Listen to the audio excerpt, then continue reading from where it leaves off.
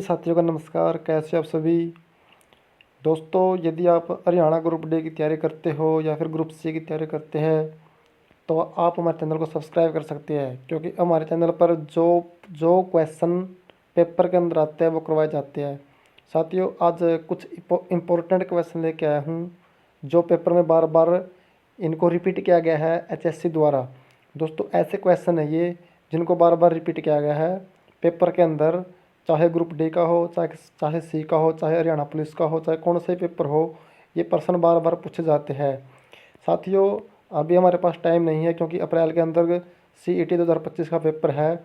जो भी नए बच्चे हैं कृपया करके हमारे चैनल को सब्सक्राइब करें या फिर हमसे जुड़े, क्योंकि हमारे चैनल पर सिंपल ऐसे क्वेश्चन होते हैं जो एग्ज़ाम में पूछे जाते हैं। आज लेके आए हैं कुछ ऐसे क्वेश्चन जिनको बार बार रिपीट किया गया है एचएससी द्वारा। चलो देखते हैं कौन से क्वेश्चन हैं। देखो, क्वेश्चन नंबर 1, हरियाणा राज्य में विविध प्रवासी पक्षियों के दर्शन हेतु हरियाणा राज्य में विविध प्रवासी पक्षियों के दर्शन हेतु निम्न में से कौन सी झील प्रसिद्ध है। साथियों, कौन सी झील प्रसिद्ध है जो प्रवासी पक्षियों के लिए? ऑप्शन ए है कोटला, खलीलपुर, सुल्तानपुर या फिर कोई नहीं। तो साथियों, इसका राइट आंसर है सुल्तानपुर। क्या है? सुल्तानपुर। सुल्तानपुर झील क्या है? जो प्रवासी पक्षी होते हैं उनके लिए दर्शन हेतु बहुत ही प्रसिद्ध झील है दोस्तों। ठीक है, क्या है इसका आंसर?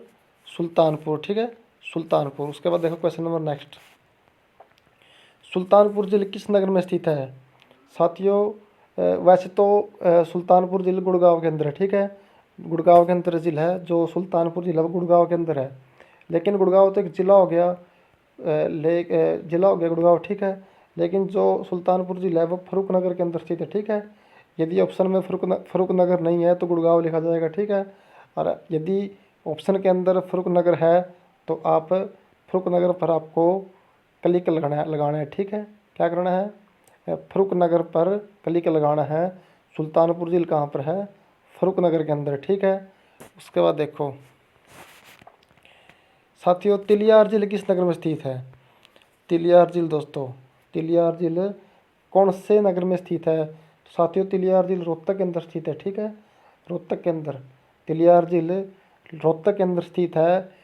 बिल्कुल इंपॉर्टेंट क्वेश्चन है, कई बार एग्जाम में आया है। 100% इंपॉर्टेंट क्वेश्चन है दोस्तों। ठीक है, वेरी वेरी इंपॉर्टेंट क्वेश्चन, क्योंकि रोहतक बार बार ये जो क्वेश्चन है ये बार बार जो एचएससी के पेपर होते हैं उनमें आता है। ठीक है, तिलियार झील। ठीक है, तिलियार झील रोहतक के अंदर स्थित है।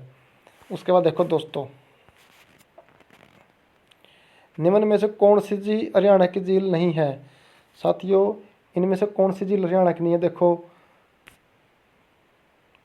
कोटला झील, चिल्का झील, दमदमा झील या खलीलपुर झील।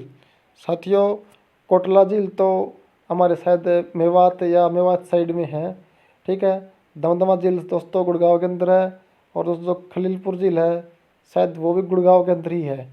तो इसके अंदर जो चिल्का झील है, चिल्का झील क्या है? उड़ीसा के अंदर दोस्तों। ठीक है, जो चिल्का झील है वो उड़ीसा के अंदर है, इसलिए इसका आंसर है चिल्का झील।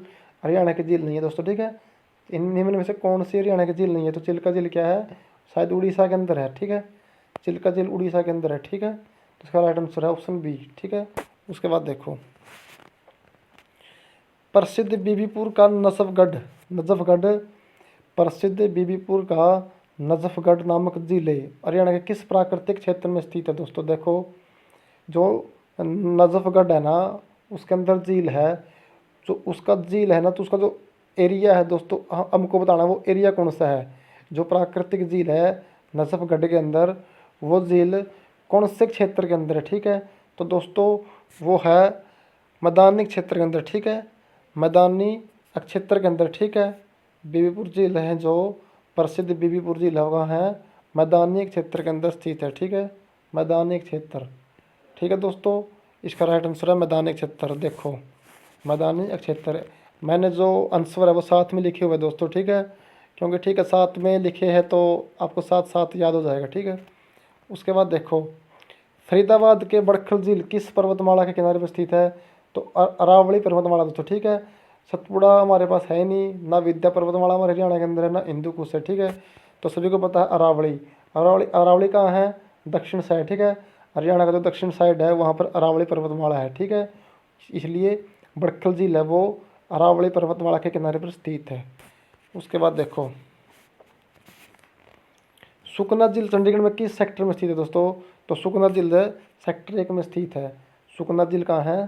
सेक्टर 1 में स्थित है दोस्तों। वेरी इंपॉर्टेंट क्वेश्चन है, बार बार एग्जाम में पूछा गया है। सेक्टर 1 में सुकना झील चंडीगढ़ में स्थित है, ठीक है। उसके बाद देखो नेक्स्ट क्वेश्चन, हरियाणा के करनाल में प्रसिद्ध झील क्या है? कर्ण झील, सभी को पता है, वैसे एग्जाम में तो आता ही है, ये सिंपल क्वेश्चन है, ठीक है। कर्ण झील कहाँ पर है? करनाल के अंदर, ठीक है। उसके बाद देखो बड़खल झील एक प्राकृतिक झील है जो कि हरियाणा राज्य के खालिस्तान में स्थित है। दोस्तों वेरी इंपॉर्टेंट क्वेश्चन है, वेरी वेरी इंपॉर्टेंट क्वेश्चन है दोस्तों, ठीक है। वेरी वेरी इंपॉर्टेंट क्वेश्चन है। बड़खल झील कहाँ पर है? फरीदाबाद के अंदर दोस्तों, ठीक है। फरीदाबाद के अंदर क्या है? बड़खल झील स्थित है। उसके बाद देखो हरियाणा की प्रसिद्ध बड़खल झील का निर्माण कब किया गया था? साथियों ये पेपर में कई बार आया है, ये क्वेश्चन पेपर में कई बार आया है। जो फरीदाबाद की बड़खल झील है उसका निर्माण कब हुआ था? 1947 में, ठीक है, ठीक है। हरियाणा की प्रसिद्ध बड़खल झील का निर्माण कब किया गया? 1947 के अंदर, ठीक है। उसके बाद देखो हरियाणा के दक्षिण क्षेत्र में प्रवाहित होने वाली कौन सी 2 प्रमुख नदियाँ है? तो दोस्तों साहिबी और इंदौरी, ठीक है। जो गग्गर और मारकंडा है वो हमारे उत्तरी, इसमें उत्तरी साइड है जहाँ शिवालिक की पहाड़ियाँ है, ठीक है। टांगरी भी हमारे उत्तरी साइड है दोस्तों। जो साहिबी और इंदौरी है वो क्या है? दक्षिण साइड है, ठीक है। जो साहिबी और इंदौरी नदी है वो दक्षिण साइड है, तो इसका राइट आंसर है साहिबी और इंदौरी, ठीक है। Option number C. क्वेश्चन क्या था? हरियाणा राज्य की दक्षिण क्षेत्र की नदियाँ, ठीक है। तो ये दक्षिण क्षेत्र के अंदर प्रभावित होती है साहिबी और इंदौरी। उसके बाद देखो निम्न में से कौन सी नदी नसफगढ़ झील में गिरती है? तो साहिबी, ठीक है। साहिबी दोस्तों, साहिबी नदी नसफगढ़ झील में गिरती है। उसके बाद देखो निम्न में से कौन सी नदी हरियाणा की प्रमुख नदी नहीं है? सभी को पता है सतलुज नहीं है, क्योंकि यमुना भी हरियाणा की है, मारकंडा भी हरियाणा की है और गग्गर भी हरियाणा की है, तो सतलुज नहीं है दोस्तों, ठीक है। उसके बाद देखो यह प्रदेश किन 2 नदियों के मध्य स्थित है? सभी को पता है गग्गर और यमुना, ठीक है। गग्गर और यमुना, हमारा हरियाणा गग्गर और यमुना नदी के बीच में स्थित है, ठीक है। यमुना और गग्गर, राइट आंसर ए। जो हमारा हरियाणा है वो 2 नदियों के मध्य स्थित है। उसके बाद देखो नेक्स्ट क्वेश्चन, निम्न सभी हरियाणा राज्य की नदियाँ है सिवाय, सभी को पता है गग्गर हरियाणा की है, दोहन हरियाणा की है, कोटला नहीं है दोस्तों, ठीक है। कोटला नहीं है, कोटला नदी नहीं है, ठीक है। कोटला नदी हरियाणा के राज्य की नदी नहीं है, ठीक है। उसके बाद देखो निम्नलिखित में से कौन सी नदी हरियाणा में से नहीं बहती? तो दोस्तों गोमती नदी हरियाणा में से नहीं बहती, ठीक है। गोमती नदी हरियाणा के अंदर से नहीं बहती। गग्गर हरियाणा में है, यमुना हरियाणा में है, इंदौर हरियाणा में, ठीक है। तो इसका राइट आंसर है गोमती नदी, ठीक है। उसके बाद देखो मारकंडा नदी की महत्वपूर्ण उपनदी है? तो दोस्तों मारकंडा नदी की उपनदी है टांगरी नदी, ठीक है। इंपॉर्टेंट क्वेश्चन है टांगरी, क्या? टांगरी, ठीक है। उसके बाद देखो हरियाणा की कौन सी नदी मौसमी नदी दरिया है और जो प्राचीन समय में अरुणा के नाम से प्रसिद्ध है? वेरी इंपॉर्टेंट क्वेश्चन है, वेरी वेरी इंपॉर्टेंट क्वेश्चन है दोस्तों, एग्जाम में कई बार आया, ठीक है। जो मारकंडा नदी है ना, मारकंडा, इसका प्राचीन नाम क्या है? अरुणा नदी है। ये क्वेश्चन बार बार आया है कि बताओ जो मारकंडा नदी है उसे प्राचीन समय में क्या कहते थे, या फिर प्राचीन समय में अरुणा नदी किस नदी का नाम था? तो क्या था? मारकंडा, ठीक है। बहुत ही जरूरी क्वेश्चन दोस्तों, बहुत जरूरी क्वेश्चन है। मारकंडा नदी की प्रमुख रूप से किस जिले में बहती है? मारकंडा दोस्तों कुरुक्षेत्र के अंदर, ठीक है। ये भी कई बार एग्जाम में आया है। जो मारकंडा नदी है वो प्रमुख रूप से कुरुक्षेत्र के अंदर बहती है। उसके बाद देखो हरियाणा की कौन सी नदी शिवालिक पहाड़ियों से निकलती है और अम्बाड़ा के पास हरियाणा में प्रवेश करती है दोस्तों, ठीक है। तो मारकंडा, ठीक है। मारकंडा क्या करती है? जो हमारी शिवालिक की पहाड़ियाँ है वहाँ से निकलती है और जो हरियाणा के अंदर अम्बाड़ा के पास हरियाणा में प्रवेश करती है, ठीक है दोस्तों। हरियाणा में अम्बाड़ा के पास हरियाणा में प्रवेश करती है, ठीक है। नेक्स्ट क्वेश्चन देखो शिवालिक की पहाड़ियों से हरियाणा प्रदेश की कौन सी नदी निकलती है? तो सभी, क्या? सभी, गग्गर भी, मारकंडा भी, टांगरी भी, सभी नदी निकलती है, ठीक है। यमुना नदी के साथ हरियाणा के निम्नलिखित में से किस जिले से सीमा नहीं लगती? ये तो भाई दोस्तों यमुनानगर में से निकलती है, तो यमुनानगर तो लागा है। पानीपत में भी यमुना नदी बहती है, सोनीपत में भी बहती है। तो नीचे क्या रोहतक है, तो रोहतक में यमुना नदी नहीं बहती, ठीक है। रोहतक के अंदर कोई नदी नहीं बहती, ठीक है। तो इसका राइट आंसर है रोहतक। प्रश्न क्या था, यमुना नदी के साथ हरियाणा के निम्नलिखित में से किस जिले की सीमा नहीं लगती, तो रोहतक की, ठीक है। यमुना नदी खालिस्तान नदी की दूसरी सबसे बड़ी उपनदी है, ठीक है। उपनदी कह लो, वैसा एक नदी कह लो, क्या है, गंगा की, ठीक है। यमुना नदी गंगा की दूसरी सबसे बड़ी उपनदी है। तो दोस्तों बताओ, गंगा की सबसे बड़ी उपनदी कौन सी है, पहली गंगा की। कमेंट बॉक्स में कमेंट करें और बताएं गंगा की सबसे बड़ी उपनदी कौन सी है, ठीक है। यमुना नदी सेकंड नंबर पर है, फर्स्ट नंबर पर बताओ कौन सी है। हरियाणा राज्य की सर्वाधिक महत्वपूर्ण नदी है यमुना, ठीक है। यमुना नदी जल विवाद समझौता का बता, बहुत बहुत जरूरी क्वेश्चन आ गया भाई। यमुना नदी जल विवाद समझौता हुआ था 1994 के अंदर, ठीक है। 1994 के अंदर, लेकिन कब हुआ था, मई के अंदर, ठीक है। मई के अंदर हुआ दोस्तों, ठीक है। मई 1994, मई 1994 के अंदर, ठीक है। फरीदाबाद जिले में बहने वाली प्रमुख नदी कौन सी है, यमुना नदी, ठीक है। इंपॉर्टेंट क्वेश्चन है। फरीदाबाद जिले में प्रमुख रूप से बहती है यमुना नदी। सदा बहने वाली नदी कौन सी है, यमुना, ठीक है। बाकी दोस्तों ये मौसमी नदी है। सरस्वती तो वैसे सरस्वती नदी तो लुप्त ही हो चुकी है। और जो मारकंडा होगी और साहिबी होगी, क्या है, ये मौसमी नदी है दोस्तों, ठीक है। जो ये मारकंडा है, साहिबी है, ये मौसमी नदी है। और जो सरस्वती है वो लुप्त हो चुकी है, ठीक है।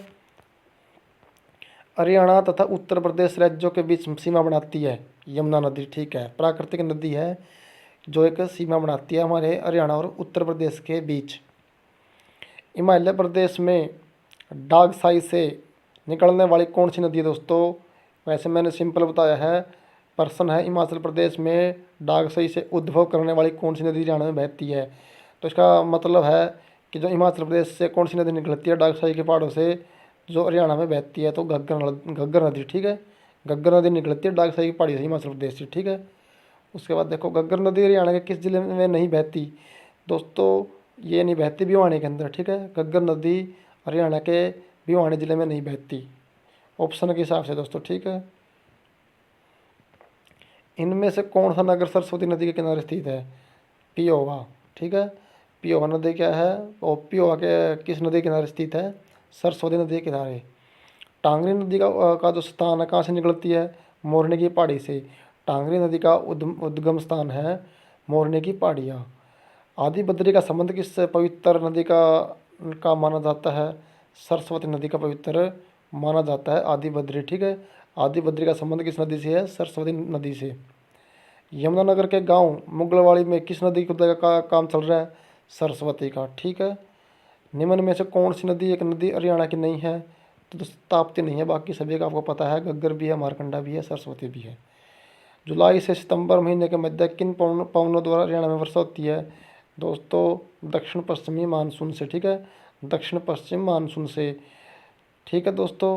उसके बाद देखो, हरियाणा प्रदेश में वर्षा का वार्षिक औसत, बहुत ज़रूरी क्वेश्चन है दोस्तों, इंपॉर्टेंट क्वेश्चन है। जो वार्षिक वर्षा होती है हरियाणा के अंदर, कितनी औसत है उसकी, 40 से 60 सेंटीमीटर, याद कर लो इसको। 40 से 60 सेंटीमीटर वर्षा होती है हरियाणा के अंदर। जो वार्षिक वर्षा है उसका औसत है ये, ठीक है, हरियाणा के अंदर। हरियाणा की गणना की जाती है न्यून वर्षा वाले राज्यों में, दोस्तों हरियाणा के अंदर थोड़ी कम वर्षा होती है, ठीक है। हरियाणा की जो गणना की जाती है वो न्यून वर्षा वाले राज्यों में होती है, बहुत ही कम बारिश होती है हरियाणा के अंदर दोस्तों, ठीक है। पश्चिमी विक्षोभों के कारण हरियाणा में किस ऋतु में वर्षा होती है, दोस्तों जमा जरूरी क्वेश्चन है, जमानु वेरी वेरी इंपॉर्टेंट क्वेश्चन है दोस्तों ये। पश्चिमी विक्षोभों के कारण हरियाणा में किस ऋतु में वर्षा होती है, तो शीत ऋतु में। ठंडा में, जाड्या में दोस्तों, सर्दी के अंदर, ठीक है। सर्दियों के अंदर पश्चिमी विक्षोभों से हरियाणा के अंदर वर्षा होती है।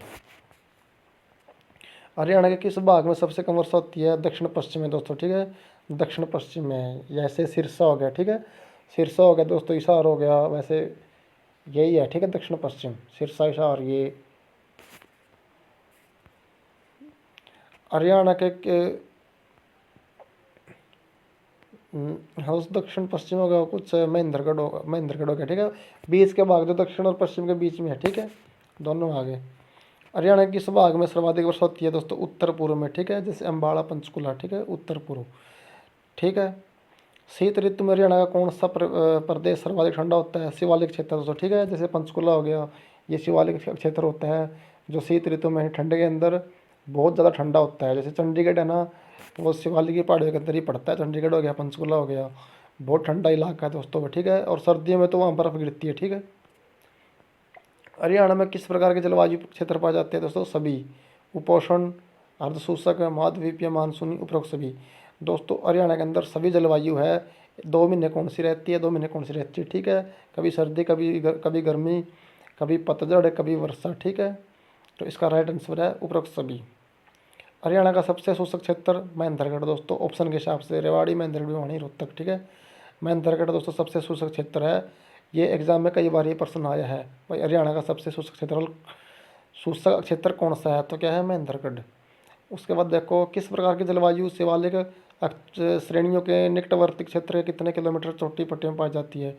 दोस्तों 72 किलोमीटर के अंदर पाई जाती है, ठीक है। 72 किलोमीटर के अंदर पाई जाती है। हरियाणा की जलवायु उपोष्ण कटिबंधीय शुष्क महाद्वीपीय है, जिसका कारण है समुद्र से दूरी। सभी का पता है भाई, सब जो हरियाणा की दूरी है ना, वो समुद्र से दूर है, इसलिए वहाँ की जो जलवायु हमारे हरियाणा की उपोष्ण कटिबंधीय शुष्क महाद्वीपीय है, ठीक है दोस्तों, समुद्र से दूरी। हरियाणा में सर्वाधिक गर्म महीने होते हैं मई और जून के दोस्तों, बहुत ज़रूरी क्वेश्चन है, कई बार एग्जाम में आया है मई और जून। हरियाणा में सर्वाधिक गर्म महीने होते हैं मई और जून, ठीक है। हरियाणा के किस भाग में गर्मी में लू नामक गर्म एवं शुष्क हवा चलती है? दोस्तों ये तो आ गया दक्षिण और दक्षिण पश्चिम, ठीक है। महेंद्रगढ़, रेवाड़ी, सिरसा, इन एरिया में, ठीक है। इन एरिया में क्या चलती है? लू चलती है दोस्तों, ठीक है। उसके बाद देखो, जो शीतकाल है यानी कि सर्दियों के समय में हरियाणा का औसत तापमान रहता है, जमा जरूरी क्वेश्चन है, जमा इंपॉर्टेंट क्वेश्चन दोस्तों, याद कर लियो। शीतकाल में हरियाणा का औसत तापमान रहता है 22 डिग्री सेंटीग्रेड, ठीक है। 12 डिग्री सेंटीग्रेड दोस्तों, सॉरी 12 डिग्री आएगा, ठीक है। 12 डिग्री सेंटीग्रेड, ठीक है। जो शीतकाल में हरियाणा का औसत तापमान है 12 डिग्री के आसपास, ठीक है। हरियाणा की जलवायु है दोस्तों, सभी को पता है, आर्द्र तथा आर्द्र मरुस्थलीय के बीच की जलवायु। इतना जरूरी क्वेश्चन है, याद कर लो, रट लो उसको। आर्द्र